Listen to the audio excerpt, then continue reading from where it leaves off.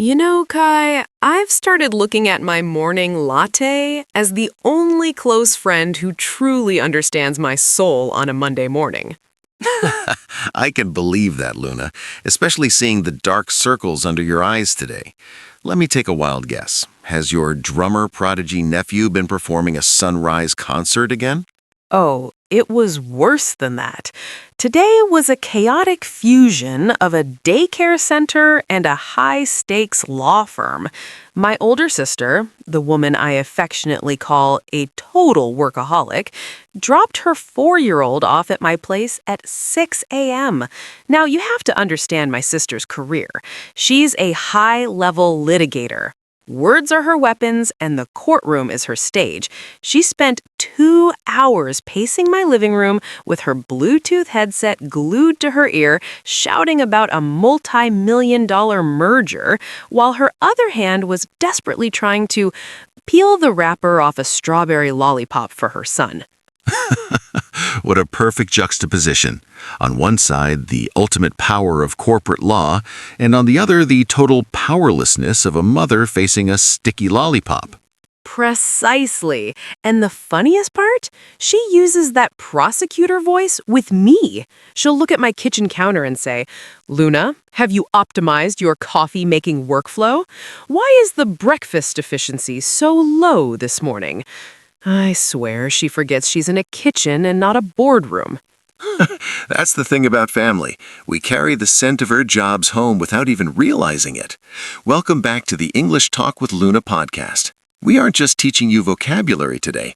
We're taking you through a family encyclopedia. We're going to talk about parents with bizarre habits, successful but annoying siblings, and the famous black sheep of the family. Kai, I know your family is anything but normal, right? Absolutely. My home is a complex ecosystem featuring a meticulous surgeon, a book-obsessed librarian, and an architect who is constantly worried about the structural integrity of the backyard chicken coop. Let's dive into the blueprint of our lives. Let's start with your brother, Kai. He's a surgeon, which is one of the most high-pressure jobs in the world.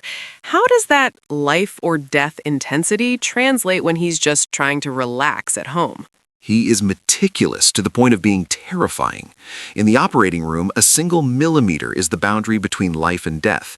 When he comes home, he simply cannot flip the switch to turn it off. For example, when he loads the dishwasher, he doesn't just put plates in, he calculates the specific angle of every dish so the water jets can have optimum contact surface. He calls it maximizing cleaning throughput. It sounds like he's performing surgery on the dinnerware. He basically is, and he's incredibly stoic. He rarely shows any outward emotion. I remember one time a pipe burst in the bathroom, water was spraying everywhere, I was screaming and panicking, and him? He just walked in, looked at the pipe with the same analytical gaze he'd use for a patient, and said calmly, "The static pressure is too high. Kai, hand me the number 4 locking pliers." Not a single bead of sweat on his forehead.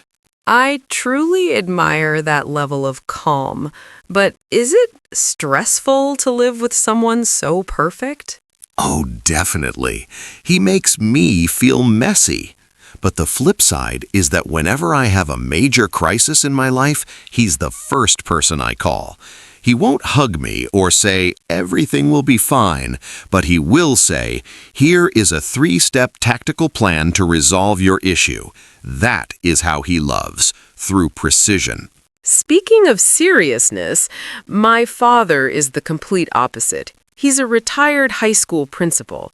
Can you imagine a man in a gray suit, thick glasses, and a stare that could make the most rebellious student tremble in fear? I imagine he had a lot of natural authority. At school, yes. But since he retired, he has transformed into a total pushover. He told me once, "Luna, I spent 30 years saying no to thousands of children. Now I just want to say yes to my own family." A total 180-degree turn. But he has this one hilarious quirk. He still wakes up at 5 a.m., puts on a crisp shirt and a tie just to go out into the garden and feed the birds. He stands there as dignified as if he were giving a graduation speech, but he's actually arguing with the sparrows about why they are fighting over the sunflower seeds. That's such a charming image. A powerful man finding peace in the smallest things. But the principal personality still leaks out occasionally. During family dinners, he will instinctively tap his spoon against his glass and say, "Order, we have 3 primary agenda items to discuss over pasta tonight." My lawyer sister starts taking notes, and I just want to disappear into my spaghetti. Now, let's talk about my mother. She's a retired librarian. Most people think librarians are quiet women who say shh and crave absolute silence, but my mother is a hidden rebel.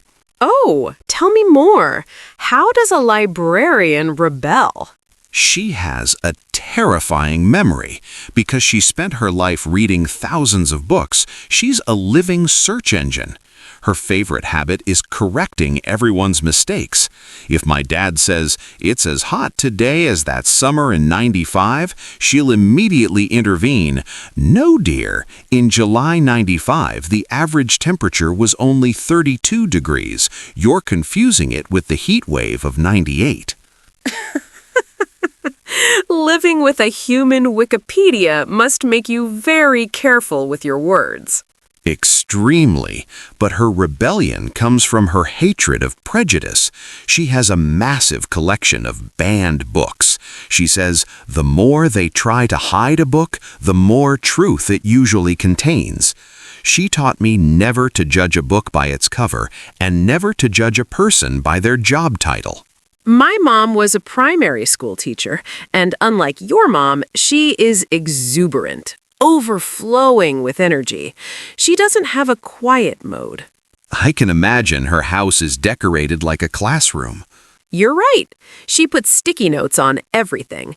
On the fridge, "Eat greens to be as smart as Luna."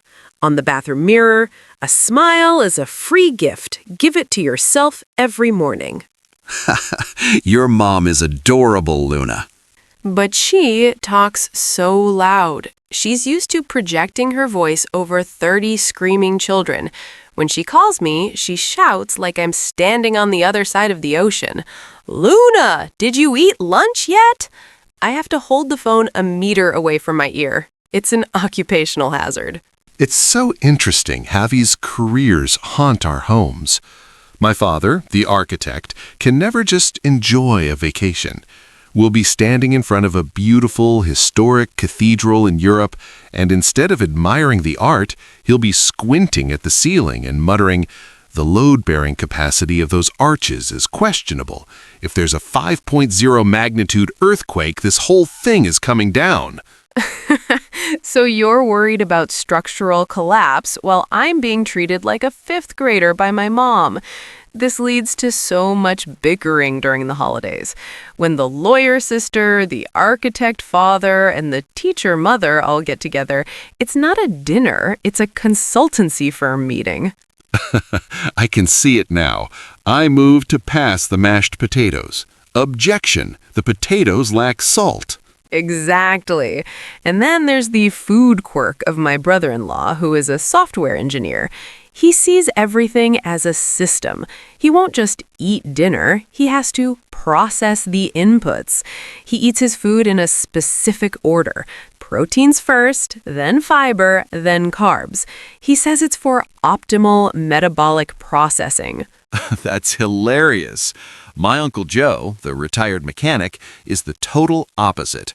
He's what we call salt of the earth. He's a gruff, honest man with grease permanently under his fingernails.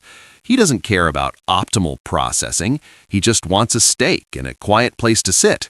He's the most stoic of them all. He shows love by fixing things. If your car makes a weird noise, he doesn't say, "I love you." He just shows up at your house with a wrench and fixes it for free. Kai, let's get real. In a family of surgeons, lawyers, and architects, do you ever feel like the black sheep? Every single day, Luna. My surgeon brother is the golden child. He's the pride of the family. He's the one they talk about at reunions. And then there's me, the guy who wants to draw, make podcasts, and talk about feelings. There's a lot of tension when people ask, "So, Kai, when are you going to get a real job?" I feel that deeply. My lawyer sister looks at my life as a teacher podcaster and sees unstable income. She tries to mentor me, but it just feels like she's trying to rewrite my life script. We have a lot of friction because she values security and I value spontaneity. But have you noticed the golden child often suffers the most? My brother is completely burned out. He's exhausted. He feels like he can never fail because the family brand depends on him. He's actually jealous of me because I'm allowed to make mistakes. That's a powerful realization. We all get trapped in these roles. The responsible one, the dreamer, the fixer. Sometimes family dinners are just a performance of these roles. But the magic happens when the roles break down, like when the stoic surgeon brother actually cries at a movie, or the workaholic lawyer sister decides to turn off her phone for a whole afternoon to build a Lego castle. It's in those moments of crisis that the scattered puzzle pieces finally fit together.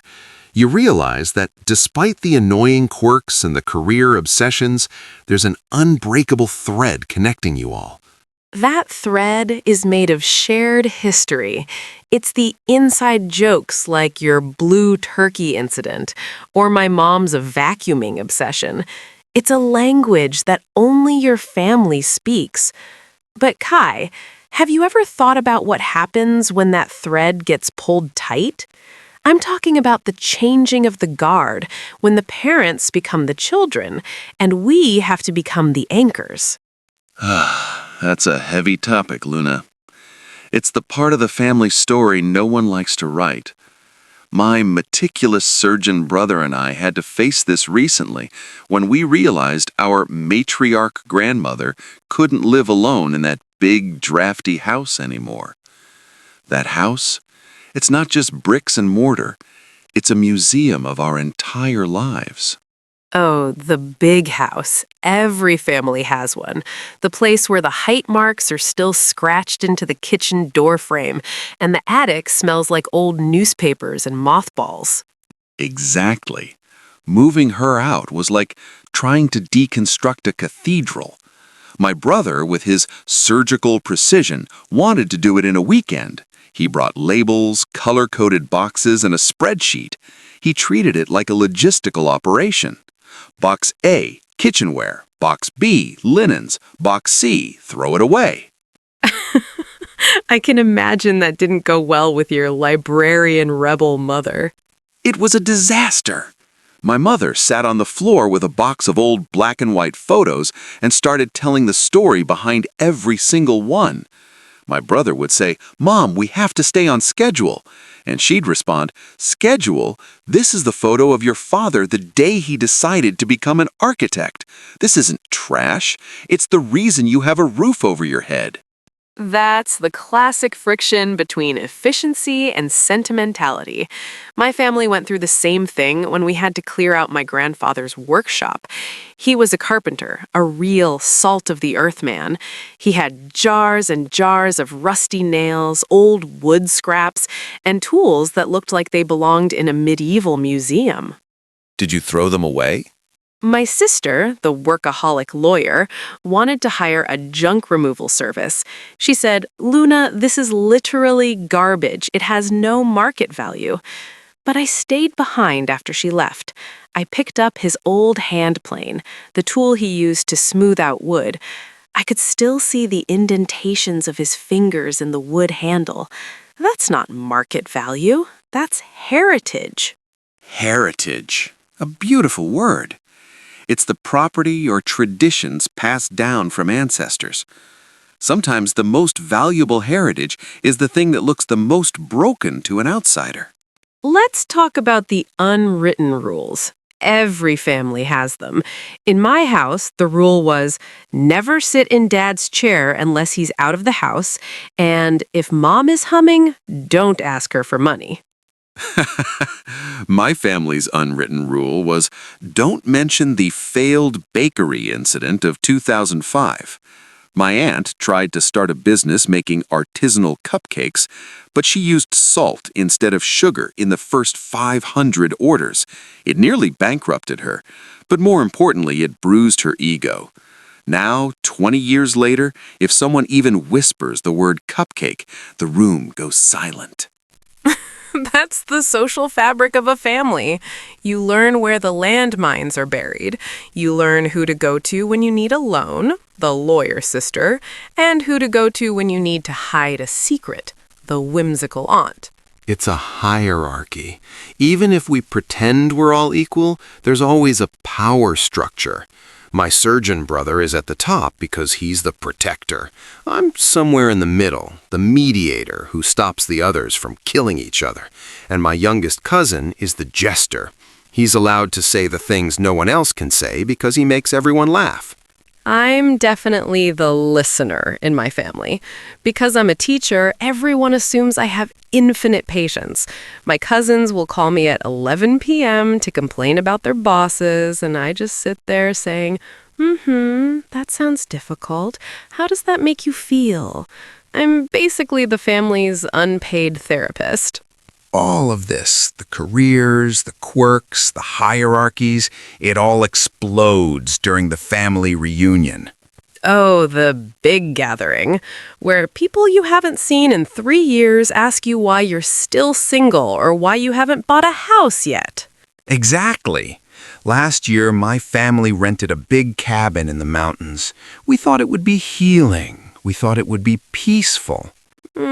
Skeptically. And was it? It was pandemonium. My meticulous brother tried to organize a morning hike that started at 6 a.m. My night owl father was still trying to find the coffee maker at 10 a.m. My whimsical aunt decided to lead a yoga session on the deck, but she accidentally knocked over a tray of mimosas. I can see the conflict escalating. It reached a boiling point during a game of Monopoly. Have you ever played Monopoly with a high-stakes lawyer and a surgeon? It's not a game, it's a battle of wills. My sister was citing legal precedents for why she should be allowed to build hotels, and my brother was analyzing the probability of landing on boardwalk with the precision of a lab technician. Who won? My 80-year-old grandma. She just sat there quietly, collected all the small properties, and then suddenly bankrupted everyone while eating a piece of chocolate cake. She didn't say a word. She just winked at me. She's the true hidden boss. If you close your eyes, Kai, what is the one smell that takes you back to being 7 years old in your parents' house? That's easy. It's the smell of old paper and peppermint tea, my mom's library, but also the faint smell of engine oil from when Uncle Joe would visit. What about you? For me, it's the smell of floor wax and fresh laundry. My mom, the exuberant teacher, was obsessed with cleanliness. She said, a clean house is a clean mind. But there's also the smell of my dad's old tobacco pipe. He hasn't smoked it in years, but the wooden cabinet where he kept it still smells like cherry wood and smoke. It's a sensory map.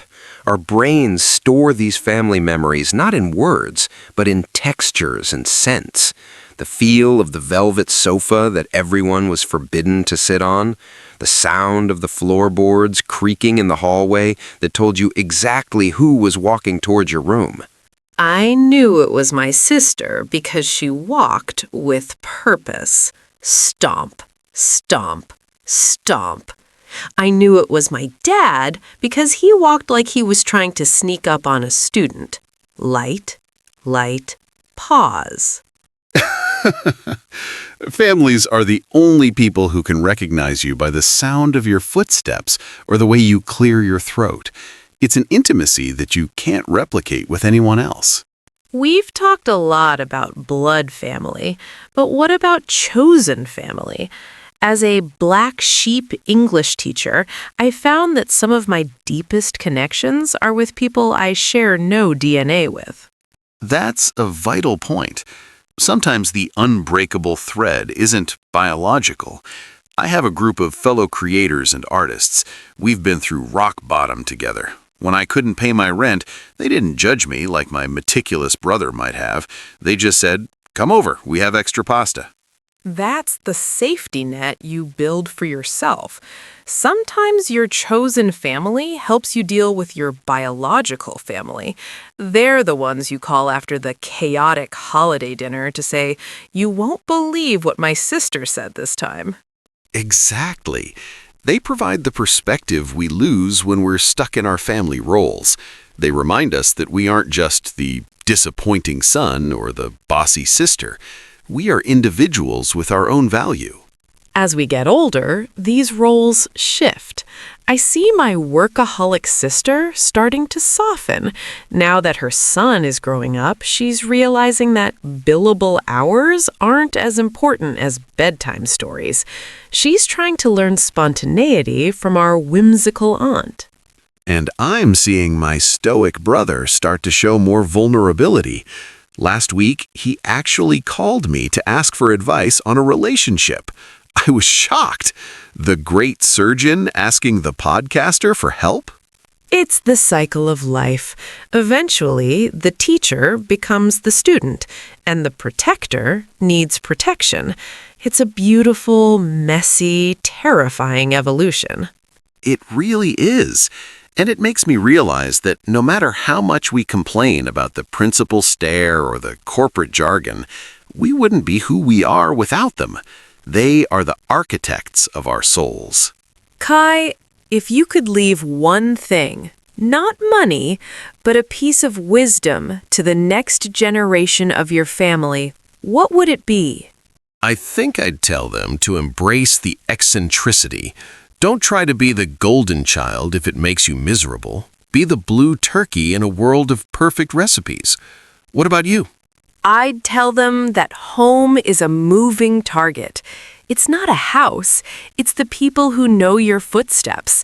And I'd tell them to never stop bickering about the small things, because it means you still care enough to argue.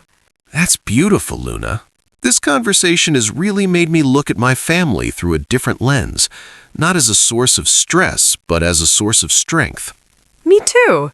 I think I'm actually looking forward to my nephew's next drum concert. I might even bring my own pot lids and join him. Now that is a family reunion I want to see. We have covered so much ground today.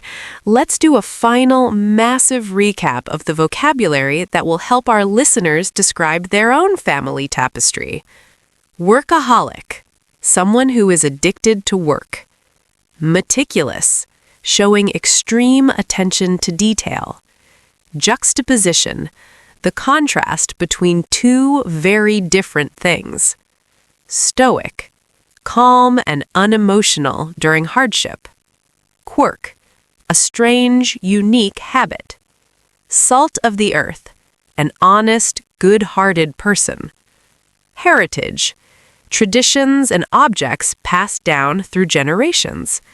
Hierarchy, the power structure within a group. Intimacy, close familiarity and friendship. Perspective, a particular way of viewing something. Eccentricity, unusual or unconventional behavior. Mediation, trying to settle a dispute between two people. Vulnerability, being open to emotional hurt or criticism. Legacy, something handed down from the past. Unbreakable thread, the invisible bond that keeps people together despite conflict. This has been a marathon episode of the English Talk with Luna podcast. If you've listened to all 4,000 words of this conversation, you aren't just a student, you're part of our chosen English Talk with Luna family.